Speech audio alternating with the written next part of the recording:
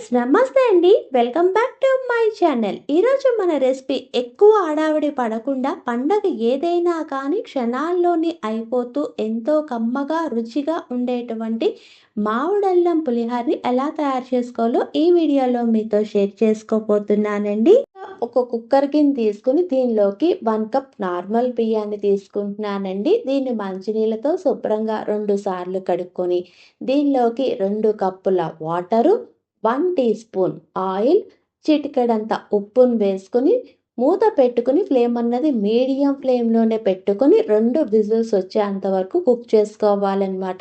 ఎప్పుడైనా కానీ పులిహోర చేసేటప్పుడు ఇలా ఆయిల్, ఉప్పు వేయటం వల్ల రైస్ అన్నది పర్ఫెక్ట్గా ఉడుకుతుంది. అంతేకాదు పులిహోరకి మంచి టేస్ట్ కూడా వస్తూ ఉంటుందన్నమాట. ఇలా కుక్ అవుతూ ఉంటుందండి. వేరొక పక్కన నేనైతే ఒక ప్లేట్లోని 35 గ్రాముల మామిడి అల్లాన్ని తీసుకున్నానండి. ఇది చూడటానికేమో అల్లంలా ఉంటుందన్నమాట. ఈ అల్లం పైన స్కిన్ అది పీల్ చేసి యూస్ చేస్తాము.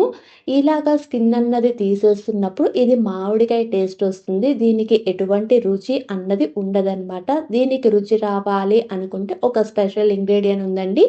ఆ ఒక్క ఇంగ్రీడియంట్ యాడ్ చేస్తే దీని రుచి అన్నది చాలా బాగుంటుందన్నమాట.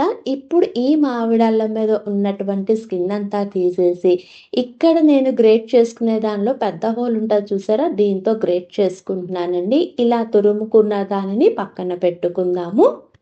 అంతలోకి మన కుక్కర్లోని ప్రెషర్ అంతా పోయిందనమాట. దీన్ని ఒక పెద్ద బౌల్ తీసుకుని దీనిలోకి ట్రాన్స్ఫర్ చేసుకుంటున్నాను ఈ రైస్ని.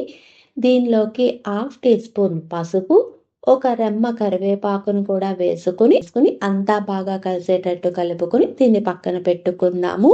తర్వాత పొయ్య వెలిగించి పాన్ పెట్టుకుని దీనిలోకి 1 టేబుల్ స్పూన్ ఆయిల్ని వేసుకోవాలండి. ఆయిల్ అన్నది లైట్గా వేడెక్కిన తర్వాత దీనిలోకి 2 టేబుల్ స్పూన్ పల్లీలు, 1 టేబుల్ స్పూన్ శనగపప్పు, 1 టేబుల్ స్పూన్ మినపప్పును కూడా వేసుకుని ఇవి కొంచెం కలర్ అన్నది చేంజ్ అయ్యే అంతవరకు వేపుకోవాలన్నమాట. ఇలా చేంజ్ అయిన తర్వాత దీనిలోకి రుచికి అనుగుణంగా పచ్చిమిరపకాయలను వేసుకోవాలి. నేనైతే 3 పచ్చిమిరపకాయలను వేసుకుని ఒక్క నిమిషం వేపుకున్న తర్వాత దీనిలోకి సగానికి కట్ చేసుకున్నటువంటి 2 ఎండు మిరపకాయలు, 2 రెమ్మల కరివేపాకును కూడా వేసుకుని వీటిని కూడా ఒక్క నిమిషం వేపుకున్నానమాట. ఇలా వేగిన తర్వాత ముందుగా మనం తురుము పెట్టుకున్నటువంటి మామిడల్లం ఉంది కదండి, దాన్ని కూడా వేసుకుని ఒక్క నిమిషం వేపుకోవాలండి. ఇలా వేగిన తర్వాత దీనిలోకి కొన్ని జీడిపప్పులు వేస్తున్నాను. ఇక్కడ జీడిపప్పులు అన్నవి మీ ఇష్టానికి అనుగుణంగా వేసుకోవచ్చు అనమాట. తర్వాత దీనిలోకి 1/2 టీ స్పూన్ ఇంగువను కూడా వేసుకుని ఒక్క నిమిషం వేపుకున్న తర్వాత పొయ్యి అన్నది ఆఫ్ చేసి మనం ముందుగా కుక్ చేసి పెట్టుకున్నటువంటి రైస్లోకి వేసుకుని అంతా బాగా కలిసేటట్టు కలుపుకోవాలండి. అంతేకాదండి, ఈ మామిడల్లం పులిహోర అనేది మంచి టేస్ట్గా రావాలంటే ఒక్క ఇంగ్రీడియంట్ యాడ్ చేయాలన్నాను కదా, అది చూపిస్తున్నాను ఇప్పుడు. నేను ఒక మీడియం సైజ్ లెమన్ని తీసుకొని దాన్ని రసం పిండుకున్నానమాట. ఈ రసంలోనే దీనికి పులిహోరకి సరిపడా ఉప్పును కూడా వేసేసుకున్నానండి. దీన్ని మొత్తాన్ని ఈ పులిహోరలోకి వేసుకుని అంతా బాగా కలిసేటట్టు కలుపుకోవటమేనండి. అంతేనండి, చాలా తక్కువ టైంలోని ఎంతో టేస్టీగా ఉంటూ చాలా డిఫరెంట్ టేస్ట్తోని రుచిగా ఉండేటువంటి మామిడి అల్లం పులిహోర రెడీ. దీన్ని మామిడన్నం చిత్రాన్నం కూడా అంటారనమాట.